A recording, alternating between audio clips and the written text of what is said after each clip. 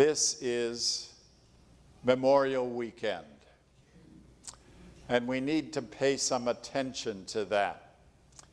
It's a time for remembering, and I want to ponder that a little bit with you. And we'll start by saying this is May 25th, 2014. And I want you to go back with me exactly 5 months, and that will put us at December 25th, 2013. And what I'm going to do 5 months after that day of Christmas is give you a couple of first lines of some songs. And I want you to give me the second line. Jingle bells, jingle bells. Jingle all the way. Rudolph the red-nosed reindeer. Had a very shiny nose. Silent night. Holy night. All is calm. All is right. You haven't sung that for 5 months, right? Pulled it right out of your computer. It's been there right in the memory chip all that time. Isn't our God a wonderful God? What a great memory He gives us, even for those of us who are coping with the aging process. And so today we remember. And maybe some of that memory is connected to an old-fashioned family picture book. You have one like that at home? Some of us do, even in this digital age. And perhaps there's a picture of a beloved parent or grandparents, or a loved child,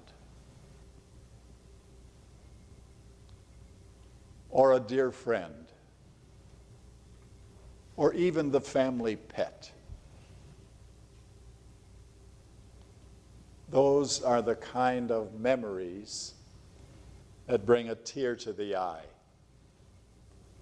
And maybe also a smile to the face. And today and this weekend, of course, we do a kind of what I call a national remembering, as Pastor Ken shared in his introduction. And for some of you, that may be very personal.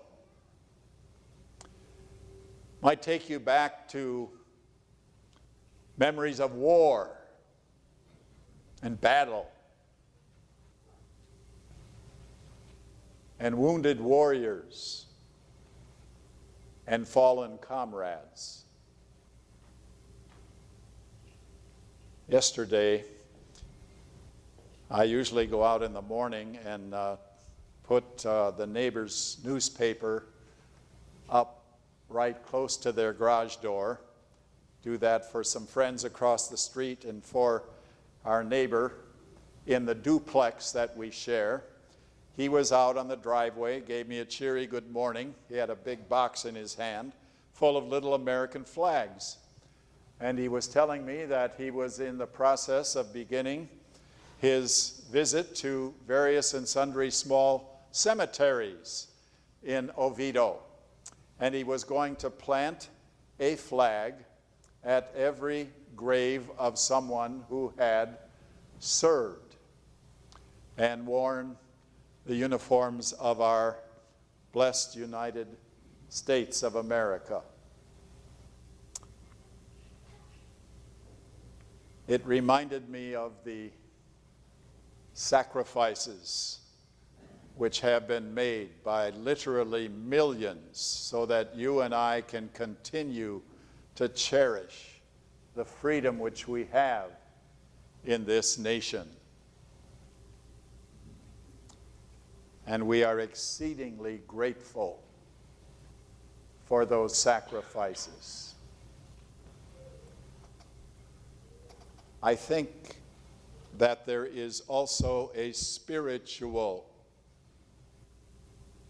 Thanksgiving memory that is applicable as we think about remembering this weekend.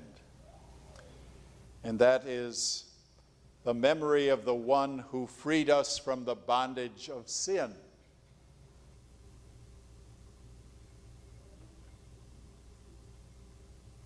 That too was a great sacrifice.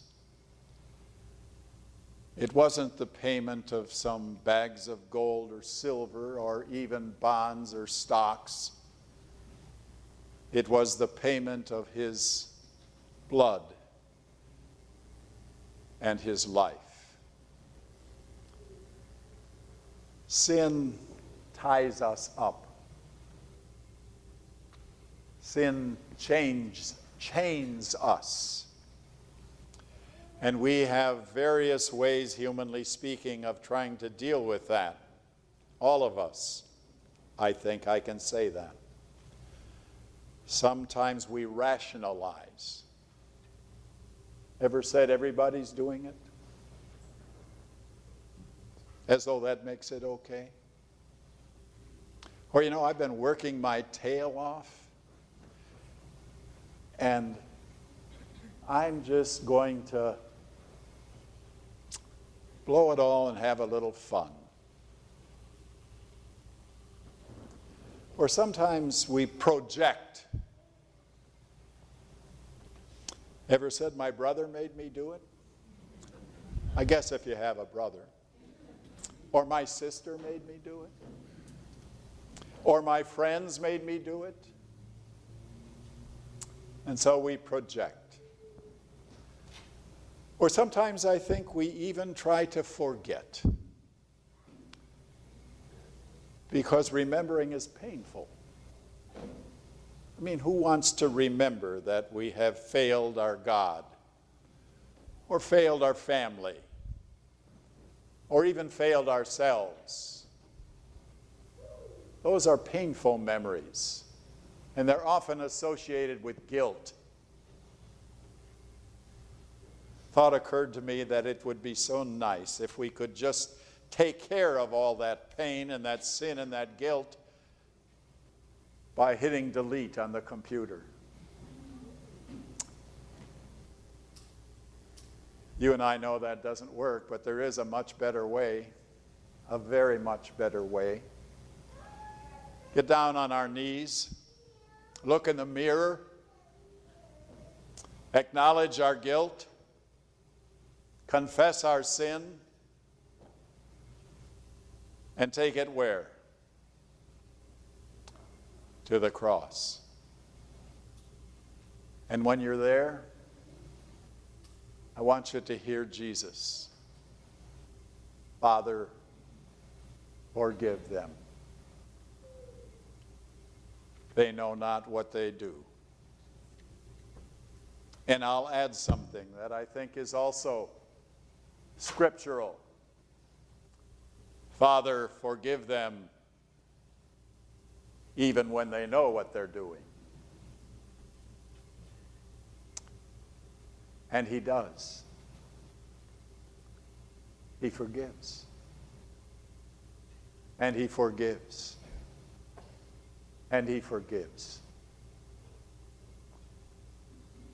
Do you believe that?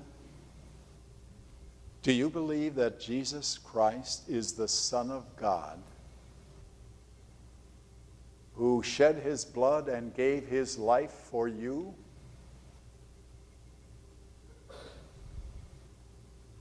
Do you believe that his blood cleanses you from all your sins? And in words that pop into my mind because I don't really comprehend them, God says, I will remember their sins no more.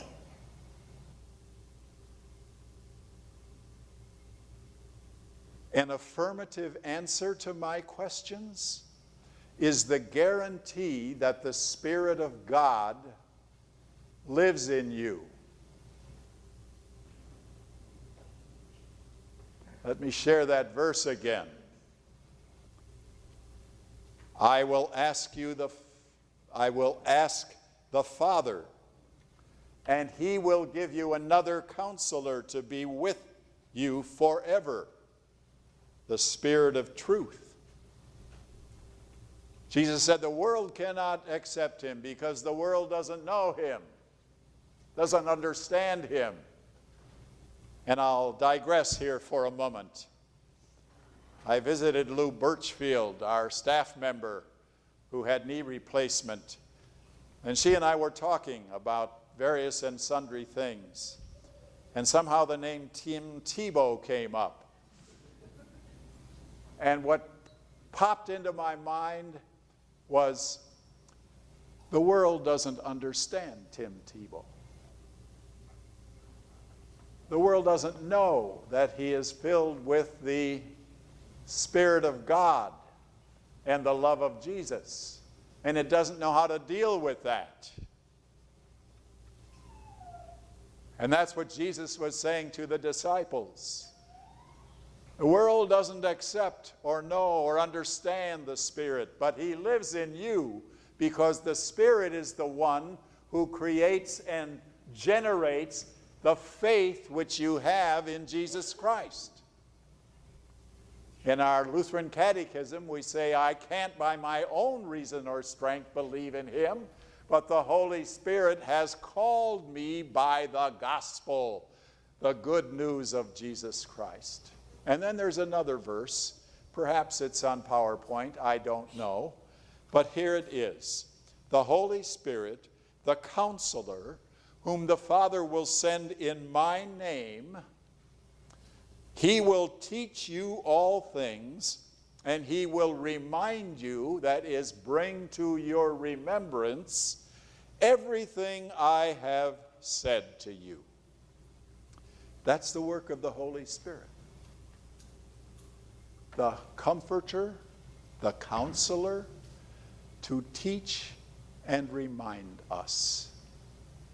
And so I share with you today that the Holy Spirit assures us that those words of Jesus are absolutely true.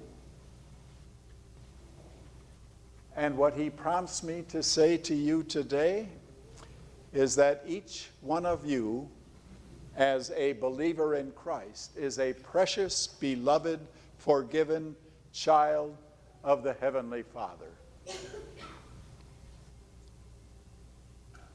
And for that we praise God. And that Holy Spirit also shares us another word from God. If anyone is in Christ, to be in Christ is to believe in Christ, to trust in Christ. He or she is a new creation. So when you look in the mirror, see a new creation, created by God, who restores you to what he intended you to be in the first place. His child, forgiven, redeemed, beloved, precious, partner in the gospel. Praise God.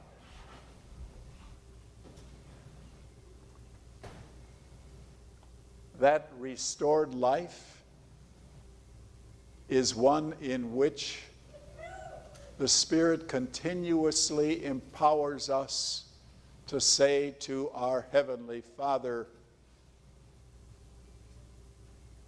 I will strive to love you with my whole heart and mind and soul.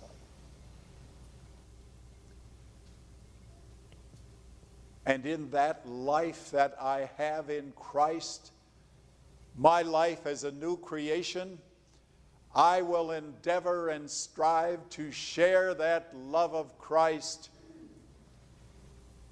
in all of my relationships, home, work, school, church. And that's the Spirit at work in our hearts and lives. It impacts all of our values and empowers us that we live with integrity and honesty and courtesy and kindness and faithfulness. So the Spirit works. And having said all of that, I would now also say this, because it reflects reality. We are all works in progress. You see, we all have two forces at work inside of us. And the one is what? Our self-centered, selfish, human, sinful nature. Been reading a lot about that on the sports page these days, as they play up the whole idea of bigotry. That's the one force. The other force is the Spirit-empowered, God-centered life in Christ. And these two forces do what? They go to war. They clash with each other. And as they are doing that, just rest assured that the Spirit of God continuously works to do what? To help you in that battle. He does it through word and sacrament. He does it through prayer and meditation. He does it through the fellowship you share with brothers and sisters in Christ. And in, I'm sure, many other ways where he is at work. And for that, we thank God. He restores us, to use that word we've been using, that restoration word, to God's original intent. And he is the Holy Spirit,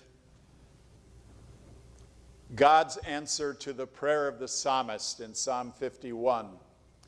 And some of you will remember this, others may hear it for the first time.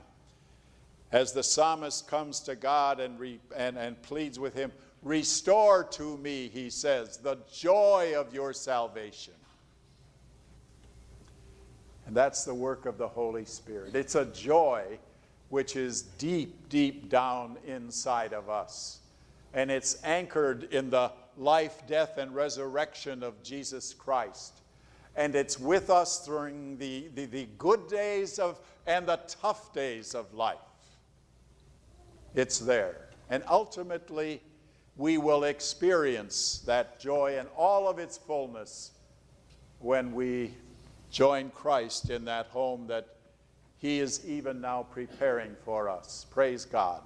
Amen. And may his peace and his presence, Father, Son, and Holy Spirit, bless you and be with you today and every day. Amen.